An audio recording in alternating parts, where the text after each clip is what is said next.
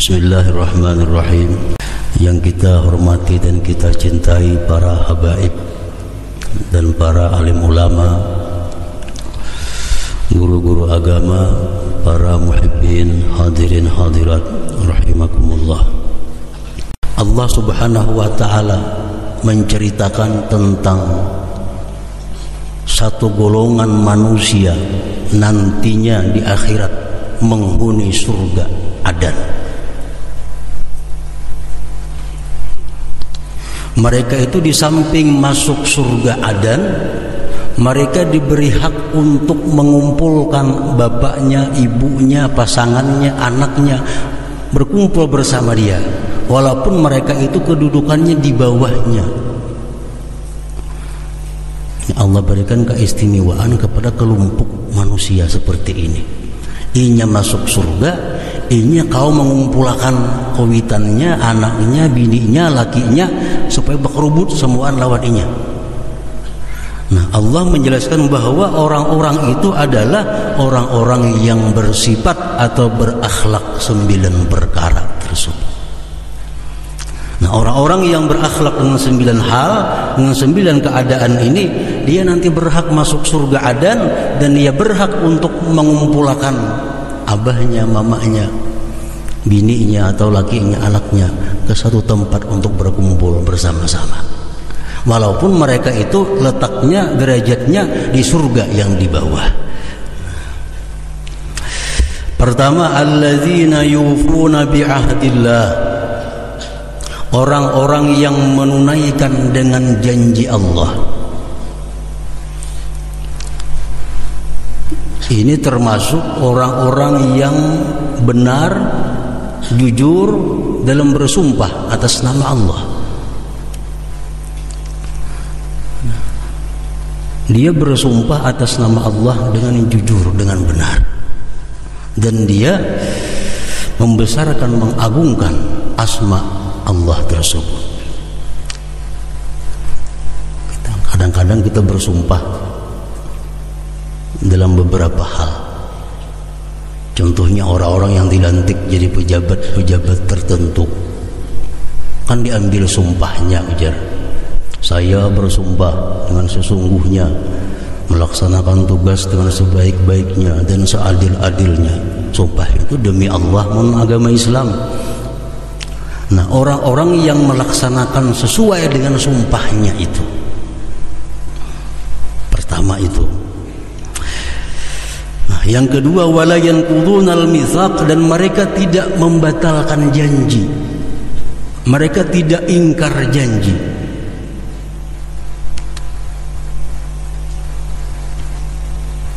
Kalau sebaliknya orang yang berkelakuan demikian dilaknat oleh Allah Subhanahu wa taala.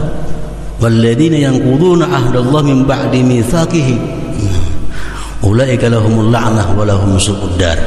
Kalau orang-orang yang bersumpah itu tapi dia kadang melaksanakan sumpahnya, dia akan mendapat kutukan Allah Subhanahu wa taala. Ini risikonya orang-orang yang bepekerjaan sumpah. Kalaunya berhasil menjalankan sumpahnya, dia jujur konsekuen dengan sumpahnya, dia akan dapat derajat yang tinggi, surga Adan. Tapi kalau dia sumpahnya itu melincing dari sumpahnya, dilaknat, dikutuk oleh Allah Subhanahu wa taala. Jadi jangan hendak bersumpah-sumpah bepekerjaan itu, ayo aku bersumpah nagana pasti datang, jangan. Demi Allah datang, jangan. Jadi pegawai kecari nang jangan bersumpah amun kawa. Cari jabatan-jabatan nang kada bersumpah, aman sekolahan kada bersumpah kan tuh. Nang ringan-ringan aja, tapi kalau nang berat-berat tuh demi Allah, menjalankan tugas sebaik-baiknya, seadil-adilnya. Ayo. Nah, wala yanqudunal mitsaq, dan mereka tidak membatalkan janji. Janji itu, janji ini, janji macam-macam, kadang membatalkan dengan janji itu. Yang ketiga, walladzina yasiluna ma amarallahu bihi ayyusal, dan orang-orang yang menghubungi sesuatu yang diperintahkan Allah untuk dihubungi, yaitu keluarga rahim. Dia silaturahim, walaupun rahim memutuskan hubungan kepada dia. Dia menghormati keluarganya, walaupun keluarganya kadang menghormatinya. Dia sayang kepada keluarganya, walaupun keluarganya kadang sayang lawannya. Nah ini yang ketiga. Yang keempat, wa yakhshawna rabbahum, dan mereka itu takut kepada Tuhan mereka. Takut kepada Tuhan. Takut kepada Allah satu kewajiban bagi orang-orang yang beriman. Allah menyatakan di Quran, wa khafuni in kuntum mu'minin. Takutlah kalian kepadaku jikalau kalian beriman. Takutkah kita kepada Allah? Kayak apa cara supaya takut lawan Allah? Allah Maha Kuasa. Allah bisa mematikan aku saat ini. Allah bisa mencabut imanku saat ini. Allah bisa melumpuhkan aku saat ini.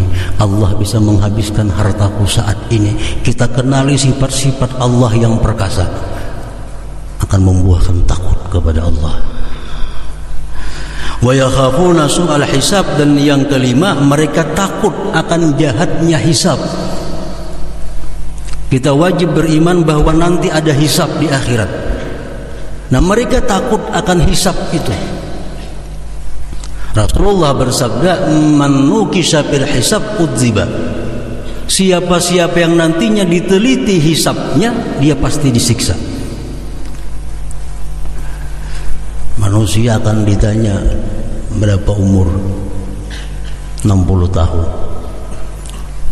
Kemana kau habiskan umur 60 tahun itu? Kata Allah. Kemana kau habiskan umur yang 60 tahun itu kemana? Orang petani jawab bertani. Orang berdagang jawab berdagang. Yang pegawai jawab menjadi pegawai. Yang menuntut ilmu menuntut ilmu. Nah, kalau Allah meneliti menghisab kita satu persatu, kita pasti akan celaka.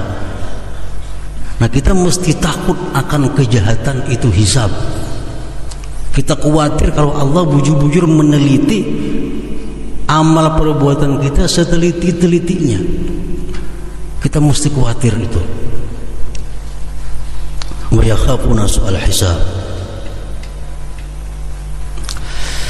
Apa buktinya kita takut akan hisab itu? Takutkah kita dihisab Allah nanti? Takut. Buktinya mana takut? Orang yang takut dihisab Allah itu, satu, orangnya adalah selalu qiyamul lail, ibadah di tengah malam. Karena Rasulullah mengatakan orang-orang yang bangun malam masuk surga bighairi hisab, tanpa hisab. Ini nang terus-terusan gak ada balang kambingan. Bahnu tahajud, manu kada, hari hujan berai.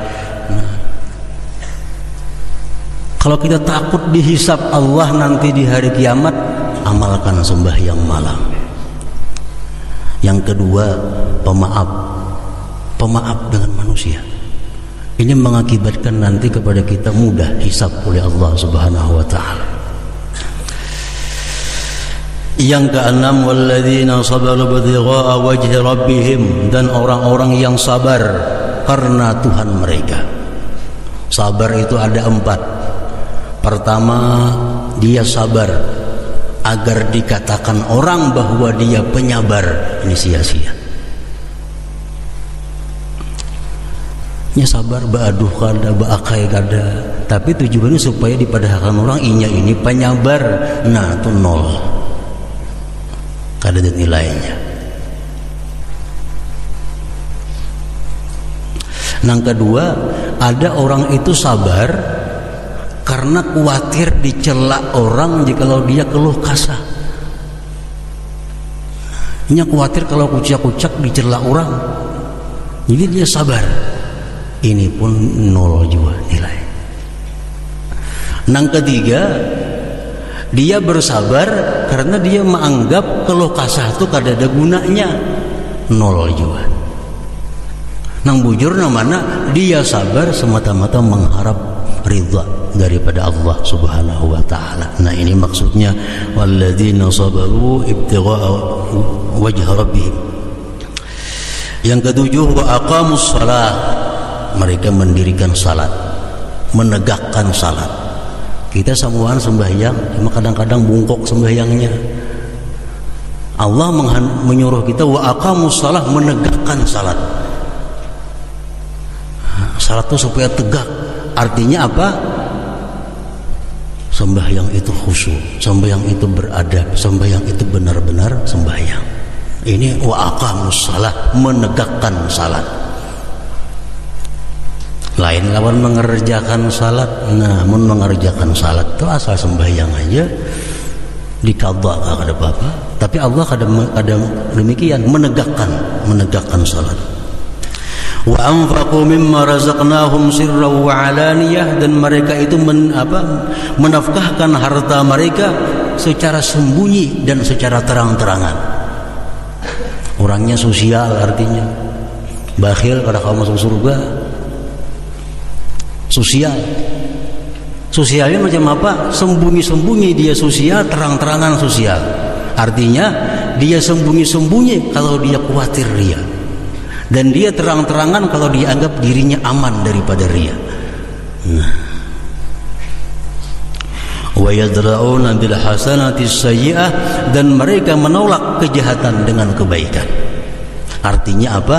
Setiap mereka berbuat kejahatan, mereka iringi dengan kebaikan.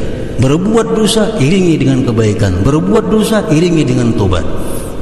Karena manusia kada bisa lepas daripada dosa. Tinggal berikutnya tobat kada. Nah, mereka mengiringi kejahatan dengan satu kebaikan. Nah, 9 perkara itu kalau kita bisa melakukan dalam kehidupan kita. Pertama, kita melaksanakan sumpah sebaik-baiknya. Kedua, kita menunaikan janji kepada manusia dengan sebaik-baiknya. Demikian pula janji kepada Allah seperti nazar. Yang ketiga, silaturahmi kita jalan. Yang keempat, kita takut lawan Tuhan. Yang kelima, kita takut dihisab Allah. Yang keenam, kita sabar. Yang ketujuh, menegakkan salat. Yang kedelapan, sosial. Yang kesembilan, mengiringi dosa dengan kebaikan, mengiringkan dosa dengan kebaikan. Nah, kalau 9 itu kita mampu melaksanakan, kita akan dapat surga adan, dan kita akan dapat mengajak orang tua kita, anak kita, pasangan kita, walaupun dia di bawah kita amaliyahnya, bisa kita ajak bersama-sama berkumpul di surga dengan mereka itu. Wa yadra'una bil hasanati sayyi'ah, mengiringkan dosa dengan kebaikan. Ini ayat diturunkan satu kejadian sahabat Rasulullah yang bernama Abul Yasar. Abul Yasar ini pedagang kurma di Madinah. Tiba-tiba ada seorang perempuan datang hendak menukar kurma. Ujar Abul Yasar, wahai perempuan, iki menahan kurma nang baik di dalam, nang di luar ini kadang baiknya kurmanya. Masuk si perempuan tadi ke dalam. Nah, si Abul Yasar ini melihat perempuan di dalam pesurangan, maragap mencium ke bini-bini itu. Imbah itu tak pikir ini perbuatan dosa. Abul Yasar tak pikir ini aku melakukan dosa. Datang kepada Abu Bakar, wahai Abu Bakar, aku melakukan demikian. Menjadi Abu Bakar, ustur nafsak, tutupi diri engkau, jangan dikisahkan ke lain, dan tobatlah engkau kepada Allah. Datang kepada Umar, demikian pula jawabannya. Datang kepada Rasulullah, Rasulullah marah. Kata Rasulullah, engkau telah mengkhianati saudara engkau yang sedang berperang fisabilillah, istrinya engkau khianati. Rasulullah diam.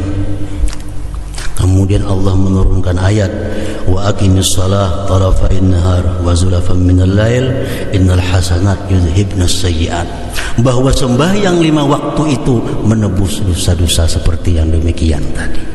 Nah, jadi dosa-dosa yang seperti itu hilang dengan sembahyang 5 waktu, asalkan sekali aja menggawi, jangan jadi amalan. Kalau jadi amalan, jadi dosa besar. Ngarannya dosa besar kada bisa dihapus dengan sembahyang 5 waktu. Para muhibbin rahimakumullah. Jadi semua dosa kecil hilang di bawah sembahyang. Sembahyang 5 waktu.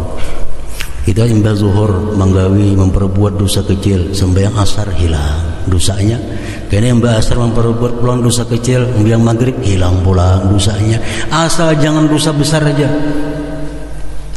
Innal hasanat yudhibnas sayyi'at. Nah, itu maksudnya tadi firman Allah, wa yadra'una bil hasanatis sayyi'ah. Nah, jadi mudah-mudahan kita dapat melaksanakan 9 hal tersebut dengan hidayah dan pertolongan daripada Allah Subhanahu wa taala. Wa ya ayyuhar rajuna minhu syafa'atan